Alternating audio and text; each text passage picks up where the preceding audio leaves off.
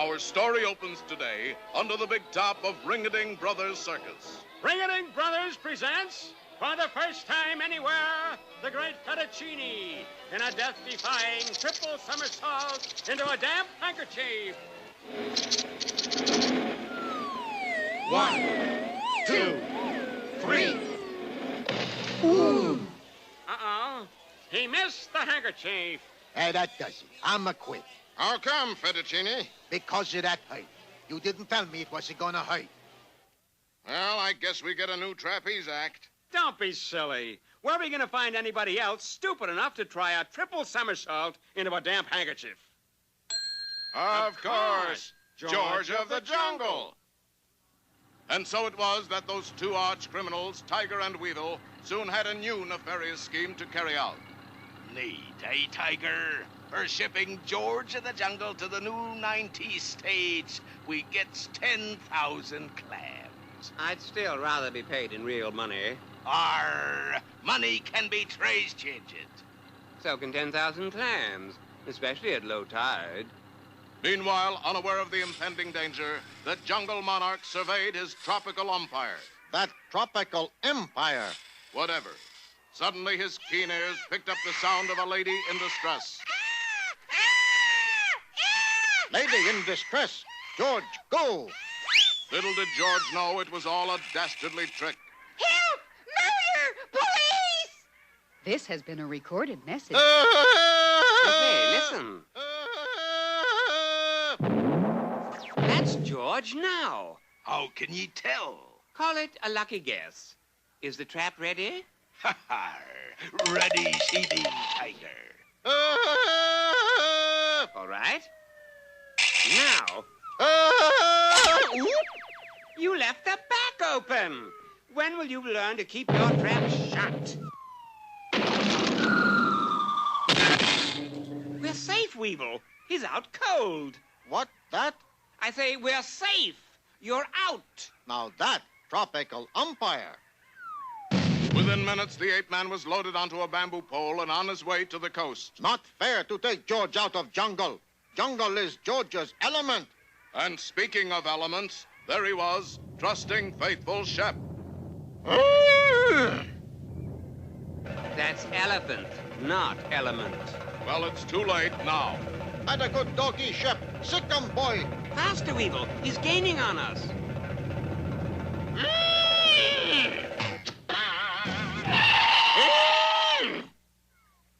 No! So once again, we see that dog is man's best friend. If he weighs 3,000 pounds, he'd better be. But undaunted, the wily duo were still determined to capture the noble jungle lord. You bet your goony bird we are. Be this here pit deep enough now, Tiger? Yes. Let's cover it up, and I'll put the record on. Once again, lured by the false distress cry, George dashed toward the concealed pit.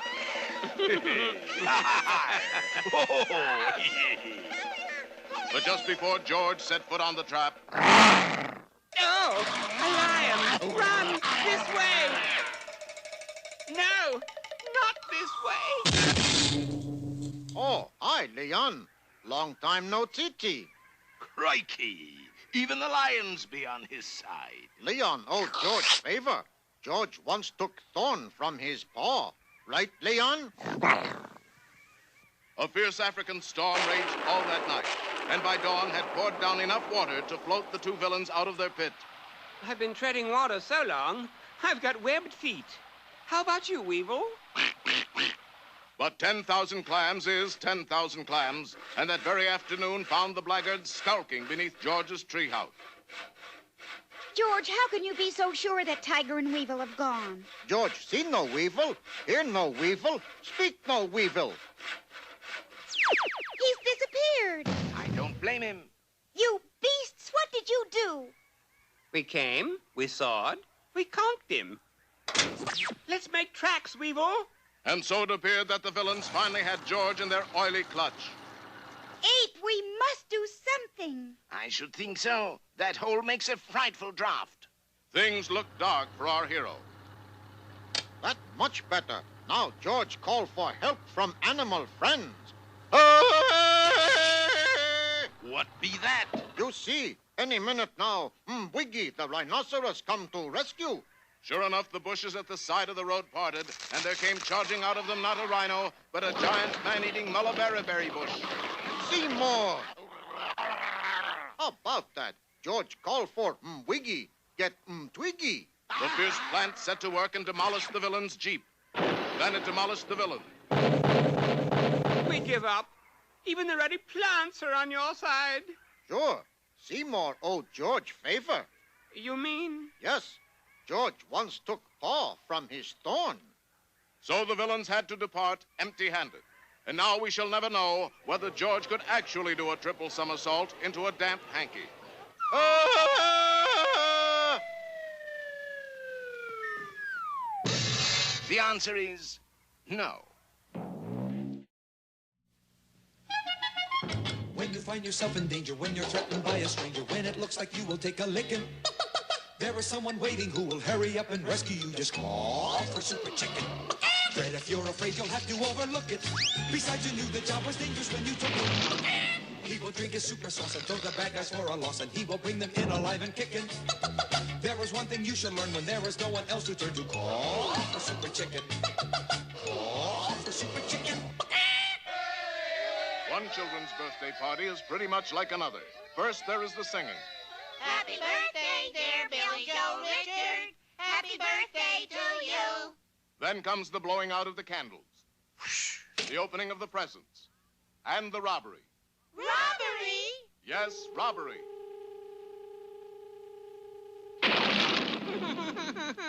My teddy bear is gone. So is my TV set. Call the police. It was too late. Once outside, the teddy bear climbed into a giant toy helicopter with a mysterious pilot at the controls, and they disappeared into the sky. 2 hours later, the birthday bandit struck again. Look, Mommy, a talkie Tilly doll. Pull the string and see what she says. Where do you keep the silverware? In the cupboard. Thank you. Stay where you are. This is a stick-up. And with that, the talkie Tilly doll went to the cupboard, put the silverware into a bag, and left through the open window. The birthday bandit struck again and again. A clown doll stole a sofa. A toy monkey swiped a pearl necklace. And a rubber ducky made off with a grandfather's clock. Each time, the toys escaped in the mysterious wind-up helicopter. The police were powerless to stop them. How come you guys are powerless to stop them? If you think I'm going to arrest a rubber ducky, you're out of your mind. But there was a certain chicken who wasn't powerless, for Henry Cabot Henhouse III, otherwise known as Super Chicken, was hard at work on the case. Happy birthday, dear Fred. Happy birthday to you. But, Mr. Henhouse, it's not my birthday. I know that, Fred. This is a trick. Who are we fooling besides me? The birthday bandit. You mean we're going to arrest the rubber ducky? No, we're going to get the brains behind the rubber ducky. That's a funny place for brains. Going on with the fake birthday party, our clever heroes whooped it up. Whoop, whoop. They kept whooping it up for 2 weeks until finally... Happy birthday to you. Hooray. I don't think it's going to work, Mr. Henhouse. Why not? The cake's gone, I've had 600 glasses of punch, and my paper hat's got a hole in it. But then suddenly... I'll get it. Hey, look, a big package. Opening the package, Henry discovered a 6-foot terry cloth chicken hawk. But the terry cloth chicken hawk also discovered Henry and grabbed him in a vice-like grip. Does this look like a job for Super Chicken? I thought you'd never ask, Fred. You get the super sauce, the hawk and I will go change into my super suit. Now, that's what I call real... The super sauce went to work immediately and transformed the simple bird into a complex Super Chicken. Take cover in the kitchen, Fred. I'm going to blast him with my terry cloth hawk missile. Pointing his mighty wing at the hawk, Super Chicken fired. Did you miss or did the stove blow up? Before Super Chicken could even say, no time to explain, the hawk struck. But terry cloth is no match for an enraged Super Chicken. Breaking away, the hawk flew out the window. He's getting away. Exactly. Exactly? It's part of my super plan. We'll follow him, and he'll lead us to the brains behind the rubber ducky. To the super coop. Roger Wilcox. And our heroes took to the air.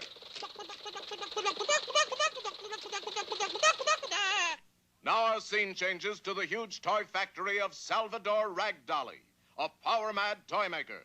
Building toys to rob birthday parties will make me the richest crooked toy maker in the world. Of course, there's very little competition. But just then, there was a cry in the sky. That must be the terrycloth hawk with the henhouse fortune. Super Chicken! Where? You're Super Chicken! Right, and don't you forget it. Why not? You did. Salvador Ragdolly, you're under arrest. You are the brains behind the rubber ducky. You'll never get me, Super Chicken! Give me one reason why not. Because a Super Chicken cannot defeat another Super Chicken. That's a pretty good reason. What does it mean? The crooked toy maker showed them. He opened a large box, and there stood a toy chicken drinking super sauce. The super sauce quickly went to work and transformed the common wind-up toy chicken into an uncommon wind-up toy, Super Chicken. Striking first, the toy Super Chicken fired a lightning bolt ray. Yow! Who can play at that game? Yow! Fighting myself is going to be tougher than I thought. Especially on me. Stand back, Fred. I'm going to ram him with my booster boots. Bending over, Super Chicken lit the rockets on his booster boots. But the toy Super Chicken did the same thing, and they streaked toward each other at incredible speed. Unfortunately for Salvador Ragdolly, he was standing between them, and when they came together... The winner and still champion, Super Chicken? After summoning the police, Fred headed the Super Coop homeward. Birthday bandit and henchman jailed. What do you say to that, Super Chicken? I am a Super Chicken Dolly, and this is a recording. Whoops. So when you hear a different kind of cry in the sky... You'll know I picked the wrong dummy. Ooh.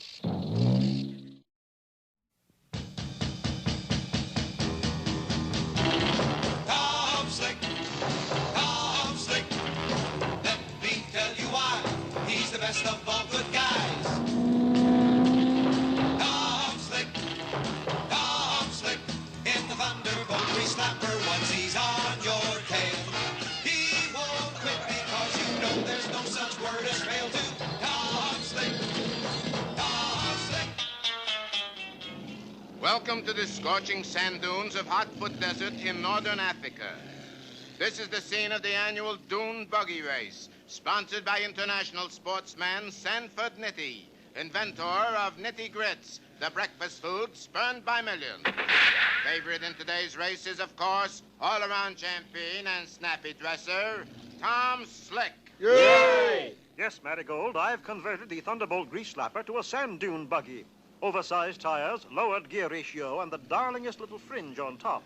I see you've added 2 feet to her, too, Tom. I have? Yes, they're sticking out from underneath. Who's there? It is only I, Effendi, your humble servant. How you been, booby? How you been, booby? Ain't you the sneaky sheik from Leaky Creek? You've heard of me. I heard you were a 2-timing, low-down, cheating scoundrel. Isn't it remarkable how good news gets around? What were you doing under my car? I was merely taking a short nap out of the glare of the sun. Hurts my eyes, something fierce. Oh, well, that's all right then. You may go. Did you notice, Tom? His hands were all oily. So was his manner, Marigold. Now stand back, girls. It's post time. Good luck, Tom. Thanks, Marigold. You're a pal, good and true. Is that all, Tom? No, you're also a public-spirited citizen. Oh, Tom. Cut the mushy talk, kids. The racers are approaching the starting line. And there they go. At the first dune, it's the sneaky sheik confronting the squat wheel camel choker. And Tom Slick is a poor last. Oh. Great gobs of goo. My oil pressure is down to 0. I knew it.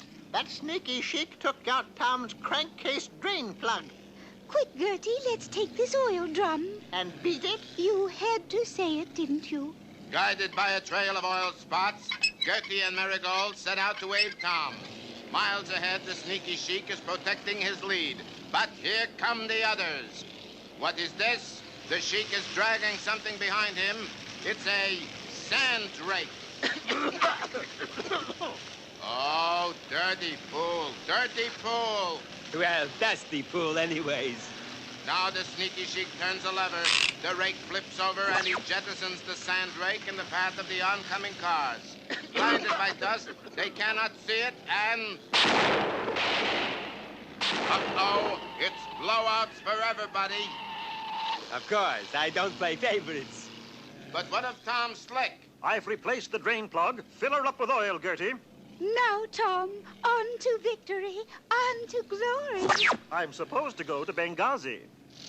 Tom Slick is back in the race, folks. Yay! But he has a long way to go. Especially since he should be running out of gas right about now.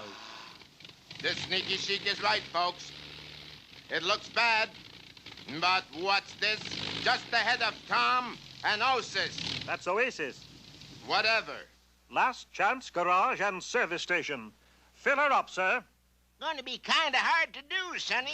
How's that? Somebody punched a hole in your gas tank as big as $50.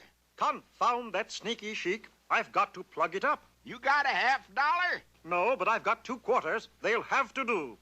His tank repaired and refilled, Tom zooms out of the last chance garage. But what is happening? That garage, it's disappearing. Of course it is, Sonny. This here garage ain't real. It's just a trick played by the desert sun.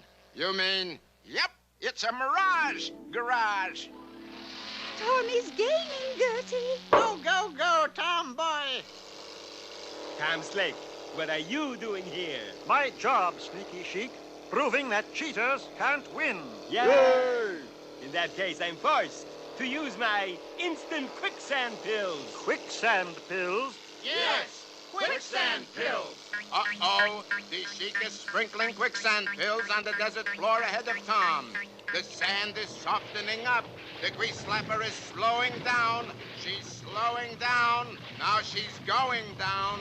I hate to say it, but that sneaky sheik is not a good sport.